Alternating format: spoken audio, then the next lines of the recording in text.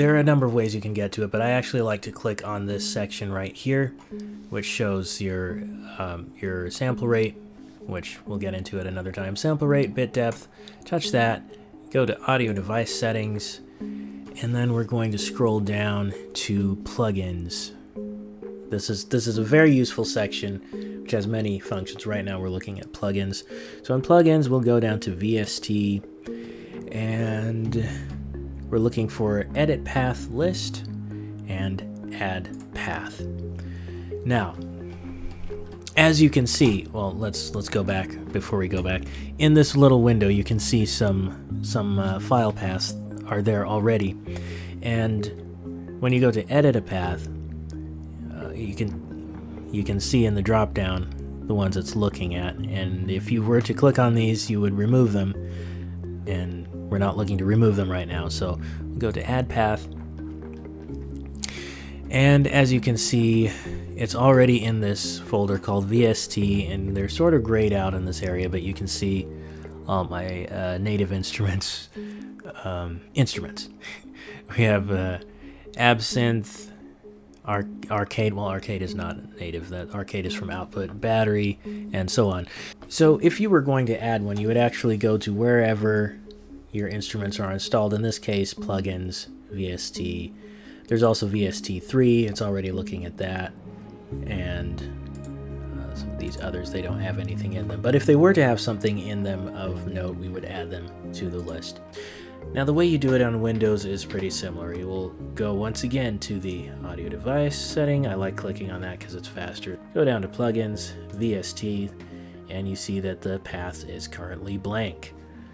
So we will go to edit path, add path, and we will go to the folder, which we know in this case is native instruments. We're going to go to program files, native instruments, and then we click OK. You also have the option to add system VST paths, so I'm going to do that, but I wanted to do this one first just to show you what it looks like before I clutter it with these other paths. So here we go, other paths. All right, now rescan. So we have rescan VST paths for new modified plugins, rescan, skip new, modified, and so on and so forth. We're going to do the one for new/modified. Okay.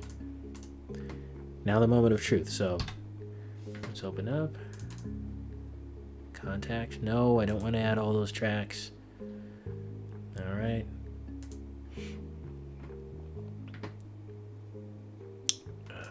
This is factory library. I will pick a synth. This is factory selection, rather. And let's see. There it is. The nice thing about this is you can actually search it. So let's do that. Okay, there it is. And now we can play that instrument using the on-screen keyboard.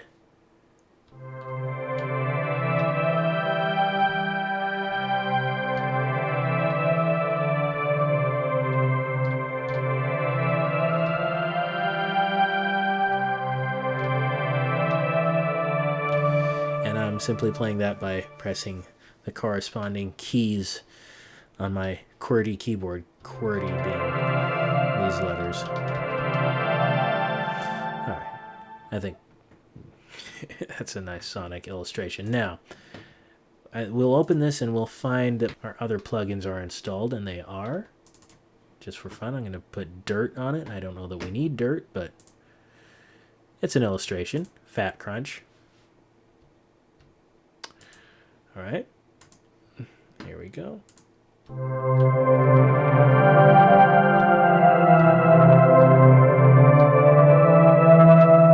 That's probably really loud. I'm going to turn it down a little bit.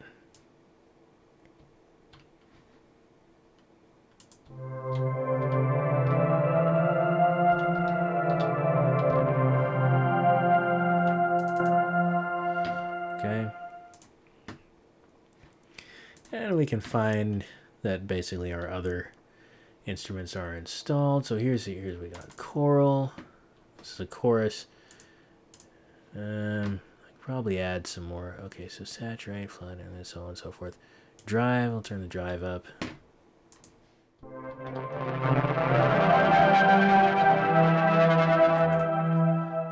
that's an extreme example.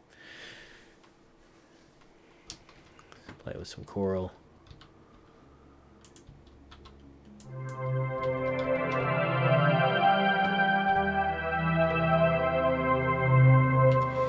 And that is how you add your software instruments in Reaper. Now this is basically the same in any other DAW. You'll look for your preferences or other settings, as the case may be. You'll find your plugins, select the folder, add it, scan it, good to go.